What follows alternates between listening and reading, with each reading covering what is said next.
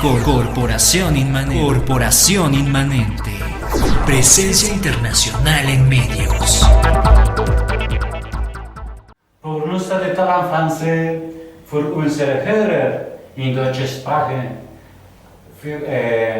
For all the people that hear us in English, y para todos aquellos que nos escuchan en español, están en su programa Ecléctica en sabersinfin.com con la honrosa presencia del maestro Antonio Cruz López, médico. Es el jefe del Departamento de Agentes Biológicos de la Universidad Autónoma de Puebla, mi amigo, mi maestro, mi compadre, mi compañero de muchas andanzas. Y ahora lo traigo para hacer una especie de homenaje, difundiendo un premio que le dieron recientemente. Y hay que hacer algo que yo recuerdo como un fenómeno particular en mi vida. Cuando fui a hacer la especialidad de epidemiología en México, en el Centro Médico Siglo XXI, el Día del Médico nos juntaban a los residentes, ¿no?, como para la foto. Y el Día del Médico era cuando se hacía el homenaje a gente que en un momento dado trascendía.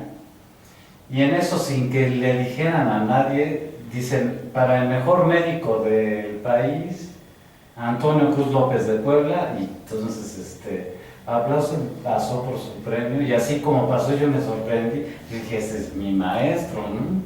Estoy hablando de 1994. Y año con año le entregaron el premio como el mejor médico del país. El mejor currículum. Pues, primero, buenos días a todos. Me entregaron un premio por el mejor desarrollo curricular de un médico familiar. Los médicos ahí, fundamentalmente, como en todos lados, son especialistas y generales. Entonces yo trabajé durante 28 años en el Seguro Social como médico de urgencias y nos pedían el desarrollo curricular. Por supuesto, como trabajaba yo de noche, entonces me sacrificaba yo en el día y era yo profesor de la Facultad de Medicina. Y estando en la Facultad de Medicina y siendo inquieto para trabajar, pues me salían una gran cantidad de funciones que hacer, que siempre las tomé como una obligación, que se dirá universitaria, profesional, docente, y nunca las tomé con la idea de que pudieran ser reconocidas en algún momento. Por supuesto que me causó, el primer sorprendido fui yo, porque generalmente premian a mucha gente que hace muchas cosas, pero no necesariamente cosas sociales o cosas útiles. Y a nosotros nos nació la idea, y yo me pongo a pensar de dónde salió esa idea. La idea es muy especial porque mis padres fueron maestros rurales en el tiempo en que la extensión de la revolución hacia el pueblo marginado incluía la creación de maestros rurales. Esto fue muy importante porque el que entonces secretario de Salud, que había sido rector de la universidad, de nombre José Vasconcelos, tenía la idea no de que los estudiantes o el pueblo fuera a la universidad, que además en el fondo de eso se trataba, sino de que la universidad fuera al pueblo. Entonces era un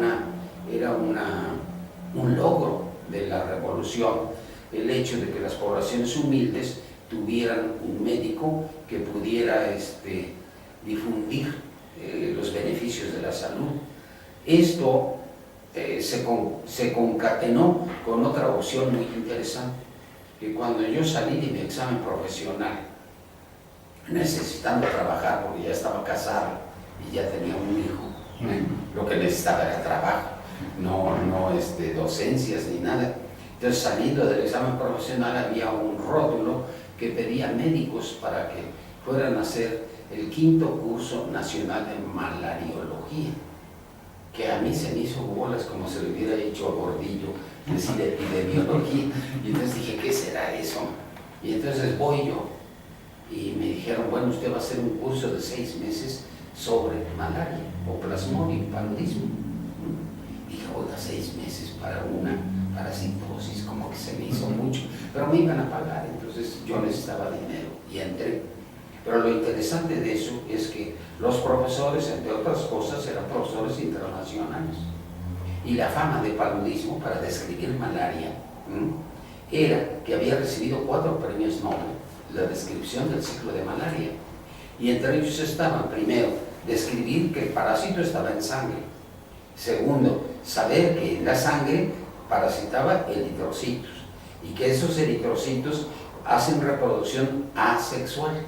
Y en un momento dado, yo diría, cuando se cansa la evolución de hacer reproducciones asexuales, hace células sexuadas, masculina, femenina, pero no fecundan en la sangre.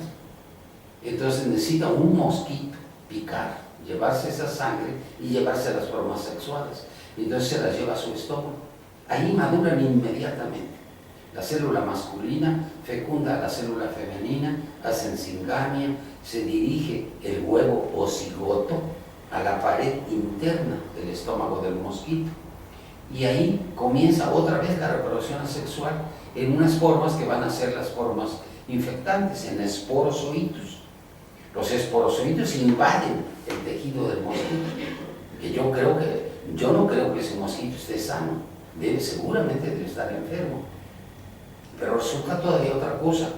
Todos los parásitos que están en los tejidos del mosquito deben atravesar o pasar o cruzar, como queramos ver, las glándulas salivales.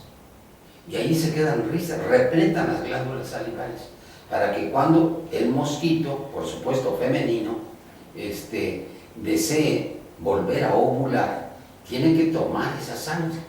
Y entonces al tomar esa sangre, la vierte en el momento de la picadura, vomita, por decir así, los parásitos, antes de llevar sangre.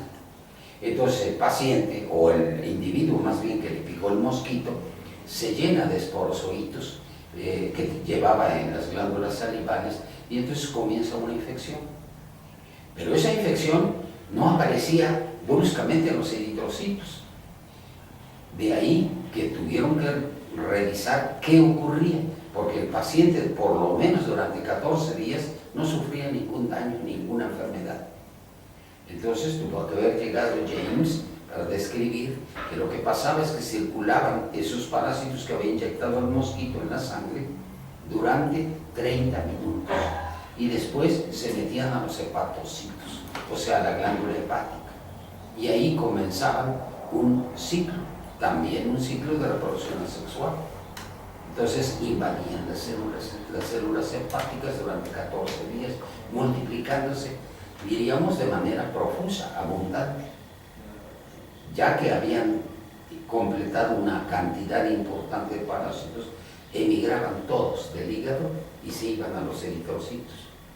Entonces los eritrocitos invaden los eritrocitos y comienza un nuevo ciclo asexual, en un preeritrocítico y eritrocítico, primero una división del parásito y después su multiplicación para volver a salir, rompiendo los eritrocitos. Cada 24 horas si es plasmodium malaria, cada 36 horas o cada tercer día si es vivax, y si es falciparum, cada 24 horas. Entonces de ahí que las fiebres puedan ser cotidianas, tercianas o cuartanas, que era lo que la gente sabía desde muchísimo antes, mucho tiempo antes. Los primeros habitantes de la Tierra ya sabían que las fiebres podían ser cotidianas, tercianas o cuartanas, pero se referían seguramente, lo que no sabían, se referían a plasmodium, a paludismo. Entonces, ese interesante ciclo no se pudo haber manejado más que en semanas y semanas. Y yo recuerdo un italiano que se enojaba porque no lo lográbamos entender completamente. Y dijo, no me voy de aquí hasta que no se lo aprendan. Y entonces era entenderlo y entenderlo. Y eso me ha dado una cosa muy interesante, porque una gran cantidad de parásitos difíciles de entender son los parásitos que llamamos nosotros en parasitología del filo apicomplexa o apicompleja, como decimos los mexicanos, que convertimos la X en J. Entonces los parásitos apicomplexa todos hacen ese tipo de reproducción y siempre utilizando un hospedero intermediario que es un animal. Y así ves Toxoplasma gondii, Eimeria, y ves una serie de dificilísimos de imaginar y de creer. Entonces creo yo que eso fue básico para mí. Ahora, podríamos decir entonces que el estudio de paludismo nos marca los lineamientos para poder entender la evolución. La evolución de muchas enfermedades, pero aquí... Y la evolución de las especies, ¿no? Posiblemente también. Es decir, no hay una sola especie que viva de manera independiente. Todos vivimos a expensas de los otros, que es lo que quizá la gente no entienda y lo que la medicina ha desvirtuado. Porque la medicina actual lo que enseña es que el médico debe estar frente a un paciente. Y el paciente tiene que estar fuera de su hogar, fuera de su ambiente. Y él va y nos describe cosas. Ahora, los médicos poco a poco nos han ido desplazando los elementos o las condiciones de hacer diagnóstico manufacturado. Hay que pedirle sangre para ver cómo está sus eritrocitos, lo que sea. Hay que pedirle una radiografía. Pero ya no es una radiografía simple, ahora una radiografía axial computarizada. Y entonces ya el médico no está revisando pacientes, sino está esperando que los colaterales de diagnóstico le digan qué tiene su paciente. Muy bien, vamos a un corte. Agradecemos la presencia del doctor Antonio Cruz, maestro que recibió el premio Mario Joaquín de Ansúrez y Ceballos, que es el premio municipal al mérito civil y mérito en salud. Corporación Inmanente. Presencia local en medios.